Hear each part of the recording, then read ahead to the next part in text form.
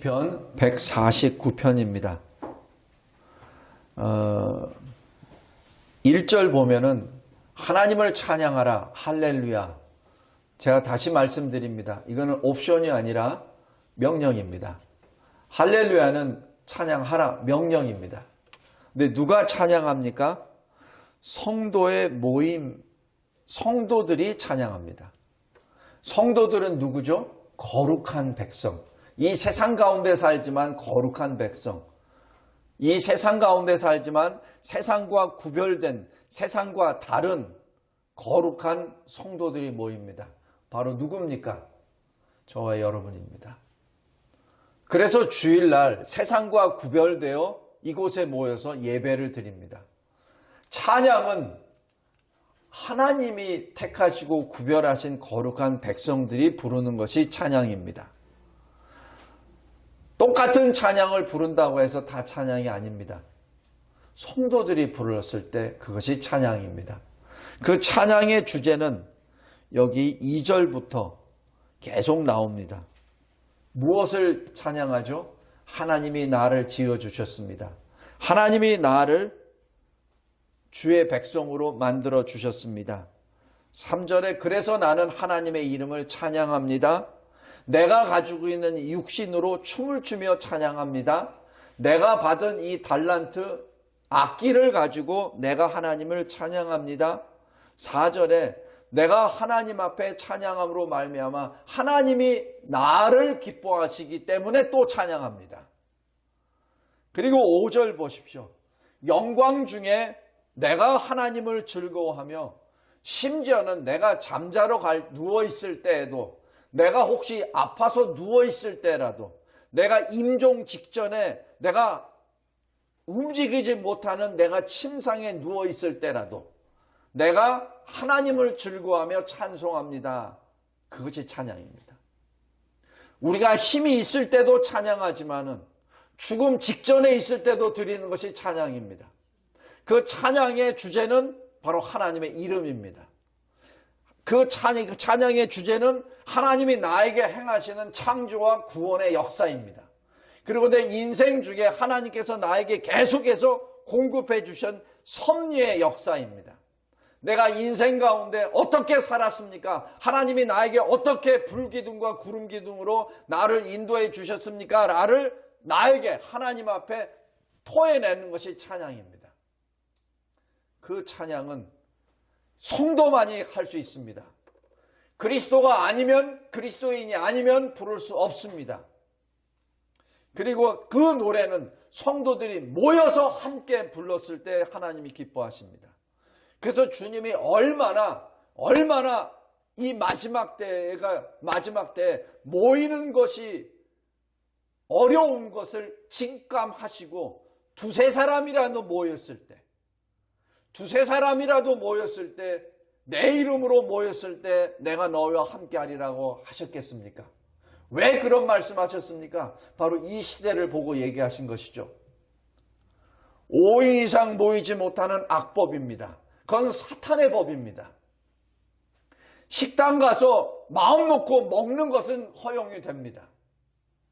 그러나 교회에 나와서 입을 벌려 찬양하는 것은 금지되어 있습니다. 교회에 나와서 통성 기도하는 것은 금지되어 있습니다. 이게 도대체 무슨 해괴한 법입니까? 입을 벌려서 밥을 먹고 그리고 그 입을 벌려서 먹으면서 국물 먹고 고기 먹고 빵을 먹고 야채 먹고 서로 이야기하는 것은 되는데 어찌하여 교회에 모여서 찬양하는 것은 금지되어 있고 교회에 모여서 통성기도하는 것은 금지되어 있습니까? 교회에 와서 마스크를 쓰고 통성기도하는 것도 못하게 하고 교회에 와서 마스크 쓰고 찬양대가 찬양하는 것도 못하게 하고 이것이 도대체 어떤 법입니까? 성도 여러분 꼭 기억하시기 바랍니다. 깨어있기 바랍니다. 지금 현재 사탄이 교회를 없애기 위하여 모이는 그 열정을 지금 제거 수술하고 있습니다. 지금 수술하고 있어요. 우리의 심장을 뛰는 심장을 때려서 돌 같은 심장을 집어넣고 있습니다. 성도 여러분, 영을 죽이는 지금 수술을 하고 있습니다. 함께 모여 기도하는 것을 싫어하는 마음을 계속해서 주입하는 것이죠. 함께 모여 찬양하는 것을 싫어하는 습관이 들어가는 사람으로 만들어가고 있습니다. 그러니까 예수님이 하신 말씀이죠. 너희들이 마지막 때에는 두세 사람이 모여서 모이는 것까지 어려울 텐데 모이라. 두세 사람이라도 모여서 내 이름으로 기도할 때 내가 너희와 함께하리라. 내가 너희의 기도를 들어주리라. 내가 너희가 드리는 예배를 기뻐 받아주리라. 지금 주님이 하신 말씀입니다. 성도 여러분, 어느 큰 교회 목사님이 이런 것을 신학적으로 정리를 하고 연구를 해야 되겠다고 얘기를 하더라고요. 참으로 있을 수 없는 일입니다. 하나님의 말씀을 무슨 연구를 합니까? 모이라고 하였으면 모이면 되는 것이지 그것이 모여야 되는 건지 안 되는지를 연구한 것이 아닙니다. 하나님의 말씀은 그냥 아멘으로 받는 것이지 그것을 연구해서 내가 받고 안 받고 내가 취사 선택을 하는 것이 아니에요. 명심하시기 바랍니다. 지금 사탄이, 짐승이 우리들의 뛰는 심장을 떼내고 돌 같은 심장을 넣고 있는 수술 중에 있습니다. 깨어있기 바랍니다. 시편 149편 잘 보십시오. 1절 성도의 모임 가운데서 바로 교회에서 찬양할지어다. 이것이 하나님의 명령입니다. 근데 지금 짐승 권세를 가진 자들이 찬양하지 말라고 하잖아요. 기도하지 말라고 하잖아요. 기도하더라도 입 다물고 하라는 얘기잖아요. 여기 시편에 잘 보십시오. 부르짖으며 기도합니다. 물론 자기 혼자 기도할 때도 있어요. 자기 혼자 영으로 자기 혼자 생각으로 기도할 수 있습니다. 그러나 시편 150편까지 계속 논의가 나오는 것은 계속해서 부르짖는 기도였습니다. 그래서 대한민국 교회가 유독 전 세계에 있는 가운데 그 교회 가운데 유독 통성기도가 있는 교회가 대한민국 교회입니다. 그래서 복을 받은 거예요.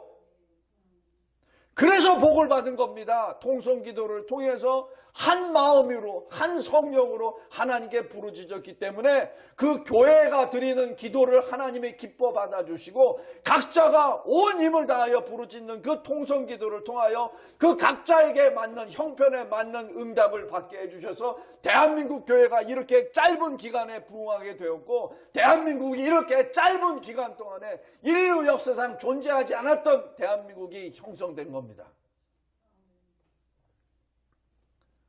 성도 여러분,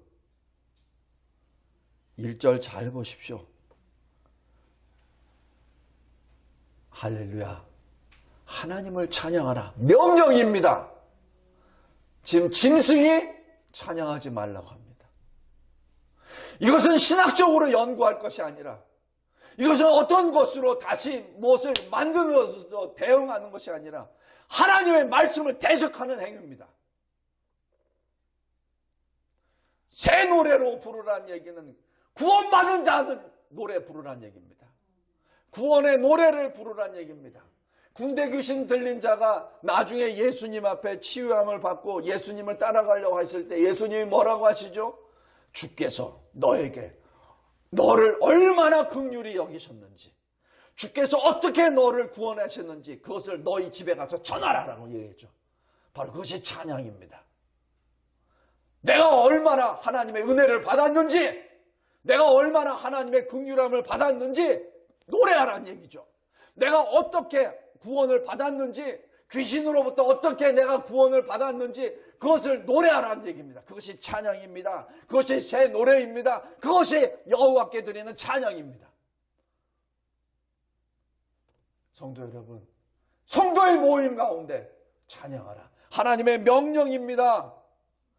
선택사항 옵션이 결코 아닙니다. 연구 대상이 아닙니다. 신학적인 논쟁이 아닙니다.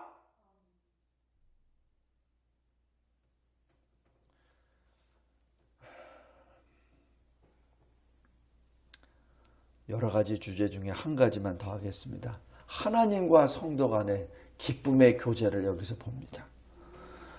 2절에 보십시오. 이스라엘은, 바로 우리는 우리를 지으신 하나님으로 말미암아 즐거워합니다. 4절, 하나님은 우리를 기뻐하십니다. 그것이 교회 예배입니다. 그것이 찬양입니다. 우리가 하나님 앞에 기쁨으로 예배를 드릴 때 하나님이 기뻐 받아주시고, 우리가 기쁨으로 하나님을 찬양할 때 하나님이 기뻐 받아주시고, 그것이 교제입니다. 교제. 그래서 예배를 통하여 하나님과의 계속 영적인 교제가 일어납니다. 그래서 그 기쁨 때문에 예배를 나오는 거예요. 예배를 드려야 된다는 의무 조항 때문에 나오는 것이 아니라 그 기쁨 때문에 예배를 드리는 겁니다. 교회에 나오는 것이 무슨 의무감으로 누구에게 보이기 위하여 나오는 것이 아니라 내가 하나님을 만나고 내가 하나님을 기쁘게 할 때 하나님이 나를 기뻐 받아주시고 거기에 대해서 내가 하나님께 기쁨을 나타내는 것이 예배입니다. 목사가 나오라고 한다고 해서 나오는 것이 예배가 아니에요. 목사가 나오라고 한다고 해서 기도에 나오는 것이 기도가 아니라 내가 하나님 앞에 기쁨으로 기도할 때 하나님이 기뻐 받아주시고 그 기쁨을 통하여 내가 하나님께 다시 기쁨으로 화답하는 것이 기도입니다. 왜 세상은 이렇게 교회를 무너뜨리려고 하는데, 왜 성도들은, 목사들은 그것을 휩살려서 그들의 것에 쓰나미에 쓸려가 버린단 말입니까? 결코 그래서는 안 됩니다. 결코 양보해서는 안 됩니다. 예배 시간을 양보해서도 안 되고, 찬양의 시간을 양보해서도 안 되고, 기도의 시간을 양보해서도 안 됩니다. 하루 24시간 자기가 원하는 것은 다 하면서 왜 1시간을 못 드립니까? 일주일 7일 동안 1년 365일 동안 자기가 원하는 것, 자기가 하고 싶은 것, 자기가 돈 벌려고 하는 것은 주구장창 다 하면서 어찌하여 일주일에 한 번 나오는 것은 어렵고, 어찌하여 하루 24시간 중에 1시간 기도하는 것은 어렵단 말입니까? 하나님이 그 정도밖에 안 되십니까? 여러분의 인생 가운데 하나님이 그 정도밖에 안 되십니까? 하나님이 그 정도밖에 안 되십니까? 하나님은 결코 우리가 속일 수 있는 분이 아닙니다. 하나님은 우리를 다 아세요. 마지막 하나, 6절 보십시오. 성도들에게는 찬양이 있고 그의 입에는 찬양이 있고 그의 손에는 칼이 있다라고 기록합니다. 그것이 성도의 권세입니다. 하나님을 향하여는 하나님을 찬양하는 입의 권세가 있고, 세상을 향해서는 심판의 칼이 있습니다. 말씀의 검이 있다는 얘기예요. 성도가 무슨 칼을 들고 세상을 정복하고 가라는 것이 아니라 바로 말씀의 검입니다. 말씀의 검으로, 말씀을 선포함으로 말미암아 어떻게 되죠? 간단합니다. 7절 8절입니다. 문나라에 보수하며 민족들을 벌하며 그들의 왕들을 사슬로 그들의 귀인은 철고랑으로 결박하여. 이것이 말씀의 권세입니다. 9절 그들에게 시행할지로다. 하나님이 우리에게 주신 권세입니다. 이 권세를 포기하지 말기 바랍니다. 코로나 전국에 의해서 거짓말로, 거짓 명령으로, 하나님을 대적하는 명령으로 교회를 없애기 위한 그런 모든 것에 우리가 굴종해서는 안 됩니다.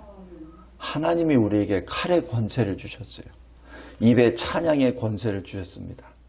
그것을 사탄이, 짐승이, 옛 뱀이, 마귀가 사람의 형상으로, 권세자의 형상으로 지금 교회를 공격하고 있습니다. 거기에 휩쓸려서 교회만 오면은 코로나에 걸릴 줄 알고 예배 안 드리고, 인터넷이라는 이상한 거 가지고 예배 드리는 것도 좋네라는 그 거짓 신학 오류에 빠져서 오히려 그것을 즐거워하고 모이는 것을 패해버리는 그런 습관에 젖은, 진정으로 하나님이 경멸하시고 하나님이 미워하시는 그 자리에 서 있지 말기 바랍니다. 성도 여러분, 제가 우리 진리와 제자교회에서 제가 왜 이런 설교를 하냐면은, 이 설교는 전 세계로 나갑니다. 비록 듣는 자는 많지 않을지언정, 듣는 목사나 듣는 신학생들이나 듣는 장로나 듣는 권사들에게 지금 찔림이 있으라고 하는 것 내용입니다.